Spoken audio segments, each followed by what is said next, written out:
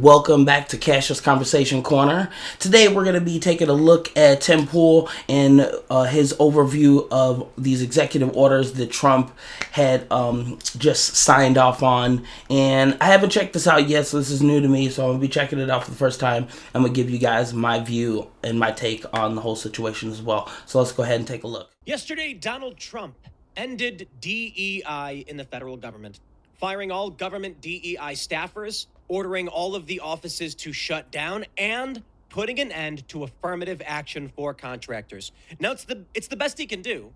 Donald Trump can't change the law, but he can issue instructions for the executive branch. And wow, my friends, I've not seen so much winning before in my life. It feels to me like for the first time in my life, we have a president. We have an actual president. And what I mean is, I've seen presidents come and go. They don't represent the people. They don't keep their promises. Obama was supposed to be anti-war. He was the answer to the anger and the outrage over the Bush era. But he was more of the same, if not worse. And to be honest, look, I'm 38, and I barely remember what Clinton was doing. I remember when Bush came in. I remember growing up in those years. I remember what Obama brought. And so, in truth, I was given 8 years of George W. Bush, 8 years of Barack Obama, and that's most of my adult life, seeing lies, manipulation, evil, wondering why it was that despite there was a will of the people, desires and demands, the president never adhered to any of it. Then along came Donald Trump, a man of the people, and they said populism was bad. They said he's a demagogue who's just he's rallying the people, and I couldn't quite understand it. Isn't populism meaning that you follow the will of the people, what this country is supposed to be about? Why, my friends, they had said it all, didn't they? They're elitists, which is the inversion of populism. And they argued this. What's wrong with the elite running these things? Well, I'll tell you, you are not the elite. Well, you're not the elite anymore. But elite did not mean the best.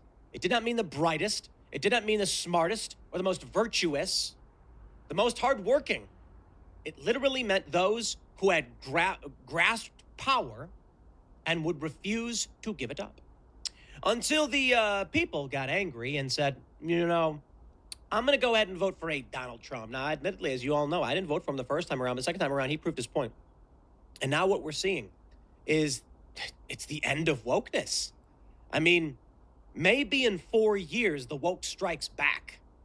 But corporate media, big tech, they have all bent the knee. They've lost. Their crackpot ideology has failed. We had Ro Khanna, a Democrat, on Timcast Ireland. He made an interesting point. He said, the Democrats got it wrong. We believed that this multicultural democracy was going to lift everybody up. And instead, it hollowed out the working class and just made things worse. And I said, wow, preach, brother.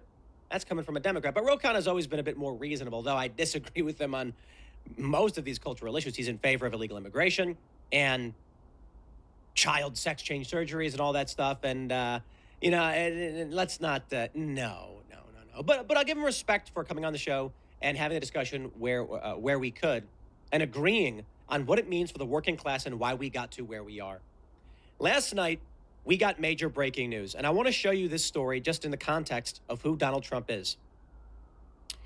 People are crying over this. This pardoning of Ross Ulbricht is very much like a Kyle Rittenhouse kind of moment. Do you remember the trial of Kyle Rittenhouse? We all knew he was innocent. We all knew that he was a terrified young man trying to do his duty to his community, providing first aid, and they tried to murder him. And he fled, and he defended himself, and it was a tragic, terrifying moment that we hope we never find ourselves in, but we knew. This young man had no intention to kill anybody. He was defending himself. Do you remember that moment when they were about to read out the verdict, and they did, and they said Kyle Rittenhouse was not guilty? We were terrified. We were terrified for what it would mean in this country if you were to be attacked by far-left extremists who have come back, by the way, and are now rioting in Portland once again. Strange. Biden's out of... I just wanted to interject real quick and let everybody know that I was on that other side of the people who believe that Kyle Rittenhouse shot a bunch of black people or shot some African American people and was just walking around toting a gun. I was totally on board with that. I just basically I just followed the crowd. I did learn a lot more, like more than a year ago, when I really started watching Tim Pool. He had broke it down one of those days, and then I obviously, I did some research and looked it up and whatnot, and yeah, so the Kyle Rittenhouse thing, if you don't know about that, really look into that.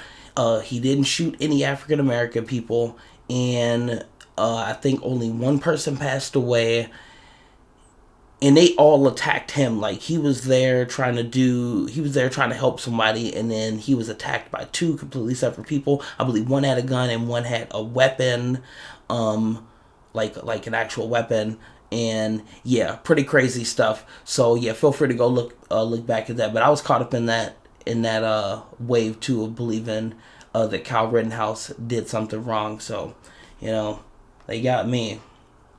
But I do know now, so, and I do more research now, that's for dang sure. And here they are.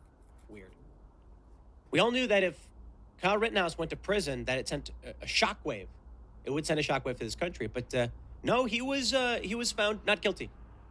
Then we have Ross Ulbricht. And this story goes back quite a bit, I think 13 years. I'll give you the simple version. He made a website. And so they gave him 2 life sentences. Donald Trump said the same scumbags who are going after him, many of them, are the same people who went after Ross Ulbricht. Now, pardoning all the J6ers was tremendous, and we clapped and we cheered. But seeing Donald Trump pardon Ross Ulbricht was kind of like that Kyle Rittenhouse moment. Justice and accountability had returned. And Donald Trump kept his word. You know what really got me going?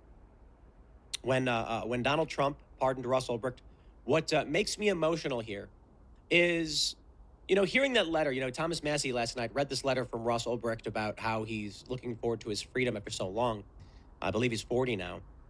And it is emotional. Like I mentioned with the Kyle Rittenhouse, people were crying, hearing that this man would finally be freed. He made a website. Other people were selling drugs and doing illicit things. He made a website where you could trade using Bitcoin, and other people used it for nefarious or illegal ends. He is now freed unconditionally. Do you know what the most powerful thing in that whole moment was? That Donald Trump kept his word to all of us. Fills me with an emotion I cannot describe. George W. Bush, he didn't care. Barack Obama, you think that guy cared? He blew up Americans. Donald Trump told all of us, I will do these things. You have my word. And what have we seen?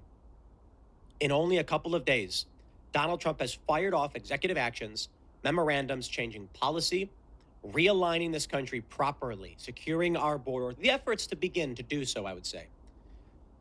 And he didn't have to pardon Ross Ulbricht. Because what does it matter? He already won. He's not going to win again. This is what is so important. Now, Trump ending DEI, ending affirmative action, all these things, they feel good. But this is policy stuff to help Trump get done what he wants to get done. You need to understand right now, Trump, he only had one reason to pardon Ross Ulbricht, and it was to keep his word to those who gave him their support. And that fills me with this powerful emotion. It makes me very emotional. I will say it again, so I hope all of you hear it. For all of those who lie, for all of those who smear and defame this man, he is in office. He is the president. He need only say, I have an agenda, and I'm going to do what I need to do. And there were people who said, do not pardon this man. And Trump said, I gave my word. If you support me, I will support you. I will free Ross Ulbricht. And what does it do for him? Now, admittedly, there is some political risk for Donald Trump in that pardoning. There are prominent, powerful individuals who are angry that Trump would give a pardon to this man. They were lobbying against him in conservative media. But Trump made a promise. He said to those who would support him at the Libertarian Convention, I give you my word. And he kept his word, and that means so much for what the soul of this country needs to be. You know the story of Hachiko the dog? I hope you do. And this is probably one of the most inspirational, most important things to me. Maybe it's because I'm part Japanese, but I take honor very seriously. If you don't watch Star Trek, The Next Generation, or any of them, fine. But I love the writing on the Klingons. They are an honor-based society. Honor matters so much. We are men of our words, because if we do not have our word, what do we have at all? And we've lived for so long in a country where people's words were dirt. The president would say one thing and do the other. He'd dangle keys off to the right and smack you with his left. And Donald Trump said, this country, what makes America great, is you be a man of your word. And they've smeared him. They said, look how many wives he had. I don't care about that stuff. You know, I'd love to go back to a country of more in personal honor, or whatever you want to call it. But you mean to tell me that Barack Obama blowing up American citizens was honor? They say that he's married with kids. That's honor. No. By all means, I can talk about family life and what it means to be as honorable as one can be. But honor is Donald Trump taking political heat to pardon but one man, because he promised he would. And that inspires me tremendously. And I hope this message reaches all of the younger generation, what it means to be someone who is valiant. Donald Trump, the least likely candidate one would expect to be displaying chivalry and what it means to be a good person and bringing back that feeling. I know I'm ranting about Ross Ulbricht here because we have this other story, but let's jump into the big move that Donald Trump has made in firing all government DEI staffers and ending affirmative action. The Trump administration took a sledgehammer to progressive diversity, equity, and inclusion initiatives Tuesday night with executive orders designed to root racialist ideology out of the federal government and American institutions at large. President Donald Trump signed an executive order overturning President Lyndon Johnson's 1965 executive order creating race-based hiring requirements for federal contractors. Epic.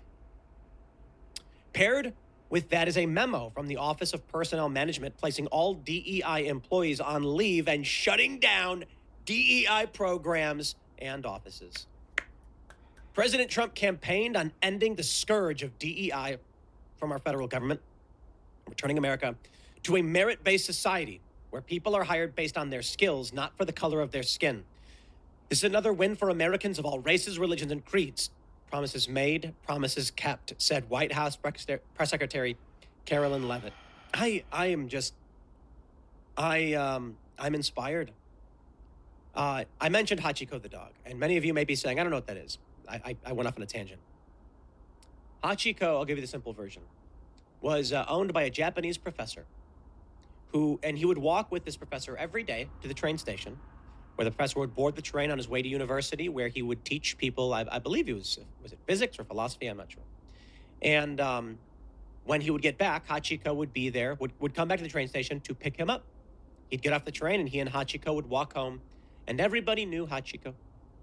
One day while at university, the professor had a stroke and died. And Hachiko waited for him. They tried to remove this dog, but no matter what they did, he would break free and return to that train station, and for 10 years, he refused to leave. That is what inspires me. A dog. In Japan, they built a statue for Hachiko because loyalty and honor matters. And that is what really inspires me today. Now, as I mentioned, ending the DEI stuff is amazing. Take a look at this from a CBS. All federal employees in DEI roles have been placed on paid leave. I mean, you know, we want to get them out of there. So I'll take what we can get, but paid leave, they're still getting something, aren't they? By 5 p.m. Wednesday, and those offices and programs are being ordered shut down. Donald Trump does a lot of these things because he agrees with them, because he is who he says he is. Now, you can call him they say he's a liar. Trump's got an ego. Guys, if you don't think so, I got a bridge to sell you. He puts his name in big gold letters on top of buildings. But you know what drives a large function of Trump's ego? That he feels and can prove that he is a man of his word. The idea that Trump is simply some altruistic guy who wants to make everyone lives better and sacrifice everything, I think is silly. Altruistic. I think Trump is a good person. I think he tries to be the best he can be. But come on, we all have our vices. We all make mistakes. He's not some saint. He's driven by personal endeavors, of course. but he's not some narcissistic, evil man who's simply trying to put his name in big gold letters. He does that, but that's not what it is. Trump wants to be beloved. He wants to do good for the people of this country and the world, and he wants to be recognized for the efforts he's given to the people. A piece of what drives him is his need to be acknowledged and his ego. And this is not a bad thing. They want to say that if you're egotistical, you're a bad person. No, if you're egotistical and shameless and you do things simply for personal benefit to the detriment of others, by all means. But Trump does care about people. Trump cares about these policies and putting an end to them. And Trump cares about being a man of his word. And it's fascinating that I would say this, but there are a lot of these liberals that say, I wouldn't want my kid to grow up to be Donald Trump or be like him. And I can only say, I wish, one day my child may see this. And I want you to know this. Certainly Trump has his vices and his failings. When we remember people, we remember them for the best that they were. And we remember those who are evil for the evil that they did. We don't sit here and talk about Hitler being good to his dog, or or Mussolini making the trains run on time. Those are jokes to point out that these men largely did bad things, and we don't try to emulate the good things they did. We try to condemn the bad, and then those that are good and do good, we recognize that they've done things that were wrong, but we remember the good for what it was. Were they a good person overall? Were they a bad person overall? So, to those of you who in the future may watch a video like this, maybe this one video, I don't know why you'd watch it. Maybe they make you watch it in school or you stumble upon it. Donald Trump certainly represents things that I wouldn't want my kid to engage in, don't get me wrong.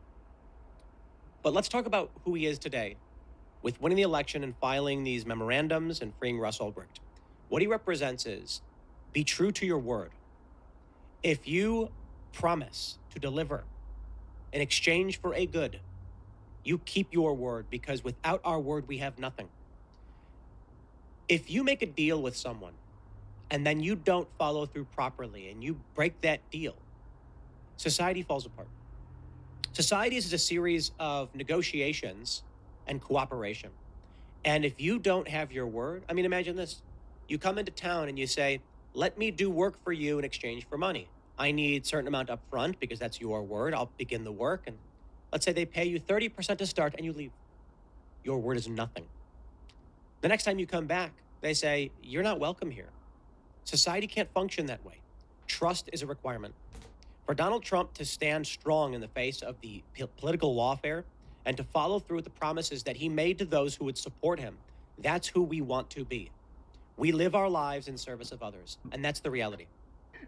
I do not believe in this. There's this far left, anarchic, I don't know what you'd want to call it, but it's short-term gains, long-term losses. I feel like what largely defines the left in these days is that they get to do what they want. There's the famous quote from JFK, ask not what your country can do for you, but what you can do for your country. When we all work to, and that's the quote, but end of quote. When we all work together and we work towards helping others, that means the system improves and our lives get better. But how does that manifest? See, this DEI stuff isn't about improving the lives of everybody. It's about pushing an ideology that actually is a detriment to the people of this country who would work hard. It doesn't work. That's part of why Trump is ending it. He's also renaming the Gulf of Mexico to the Gulf of America. That's silly, but funny, and I don't care. Whatever. I kind of like it, you know what I mean? In a society, if you don't have trust and you are only self-interested, what do you get? We get everything we saw in the years leading up to the moment that we're in now. You get people who throw bricks through windows. You get men going into women's dressing rooms saying, you must recognize me and what I want. Instead of saying, what can I do for you? They're saying, you must do for me. No. I refuse to live in that way, in that place. No, this country is better than that. And Donald Trump has proven it in only a couple of days. There are a lot of things Trump is doing right now. Post Millennial says he's ordered shutdown of all DEI offices. Massive, massive, massive. Many of these executive orders Trump doesn't need to do. he can go cut a backroom deal with some big corporations. He can say, let's not sign some of these, executive orders because there's some powerful interest that's going to give me some benefit. No. Trump went in and said, I am doing what I said I am going to do. Why? He needs that. He needs that for himself, and I respect it. Trump has scruples. For me, there is a pain, and I know most of you have this too. It's why we are who we are. When you can't fulfill your word, or if you are forced to do something you don't want to do, you resist. You feel a kind of emotional pain, scruples, right? Donald Trump, I believe, as he sits down and looks at these executive orders, and there's someone whispering in his ear saying, do not pardon Ross Ulbricht. You don't need anything from the libertarians. You're not running for office again. Who cares? And Trump says, because I told them I would. But what benefit do you get now? They already paid. Walk away. And Trump said, no. The bill comes due. And he pardoned this man. He's ending these agencies. He's securing our border and so much more. The litany of executive orders he is following through with when he could be cutting backroom deals like all of our other presidents did. He could be cutting backroom deals. Instead, he says, I will do what you have asked of me. Incredible. Absolutely incredible. And so it's tremendous, but I find it to be quite silly in a sense. That when The Simpsons made the joke, they had the episode of The Simpsons so long ago where Lisa is president, Lisa Simpson, and she says, we inherited quite the budget crunch from President Trump. The funny thing is, Trump inherited the budget crunch from Biden and the Democrats.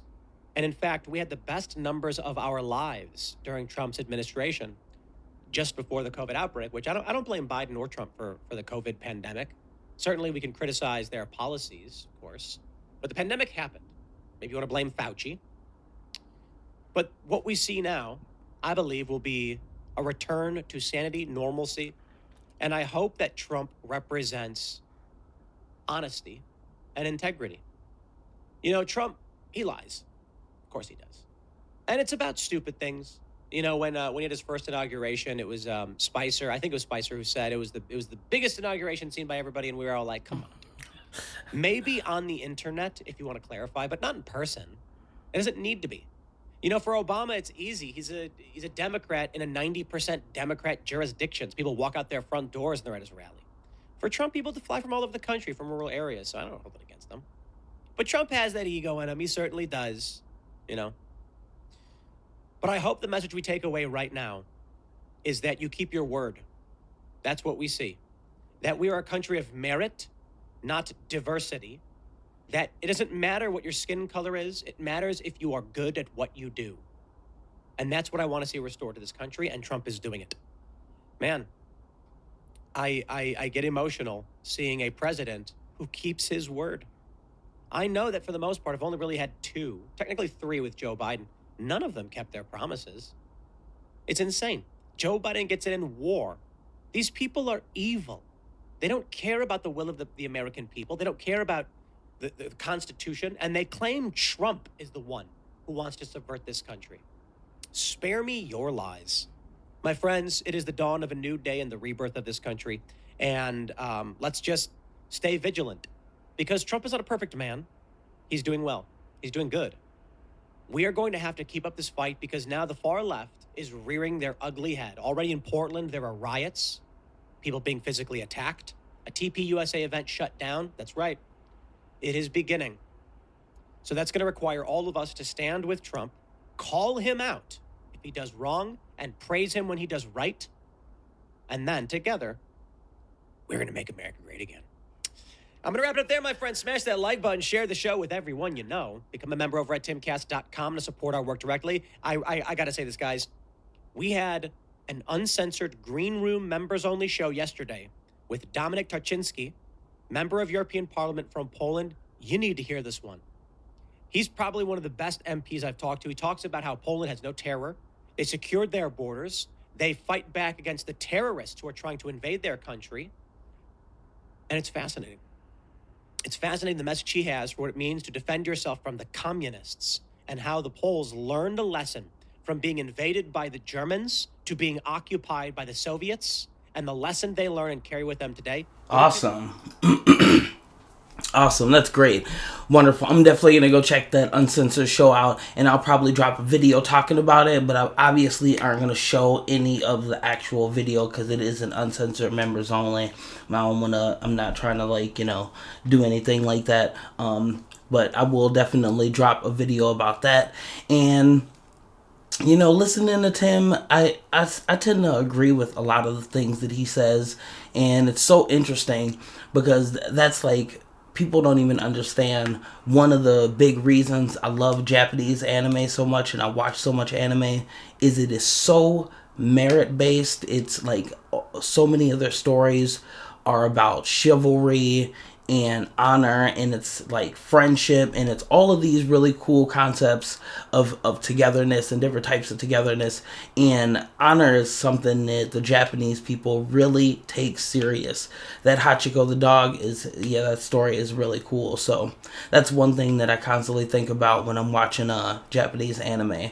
And then it's kind of funny because I was having a talk with a friend recently, and we were kind of discussing, things that, motivate you and whatnot. And, I'm the type of person that, as Tim said, I guess I have scruples, but I have rules that I set for myself that I live by, and I get upset when I don't, I get upset at myself when I don't achieve the things that I say that I'm going to do for myself.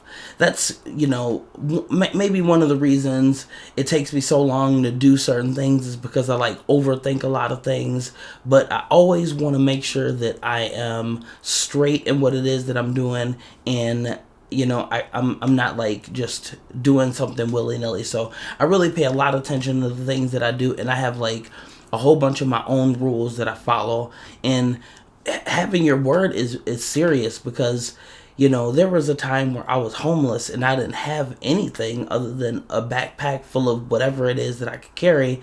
And if I told somebody that I wanted a job and I needed a reference or A, B, and C, it was all my word. And I really thought long and hard about that when I would talk to somebody and say that I want to do A, B, or C, that I was actually going to fall through with it. And if I didn't do it, the person might be upset, might not be that upset, but in the end, I was always upset with myself, and I really did my best to try to keep my word. And I always felt like that is a serious thing. As your word, when you give your word to somebody, that's a serious situation. So you need to really follow through when you do that. And if you don't, like, do your best to make up for that and talk to her. But,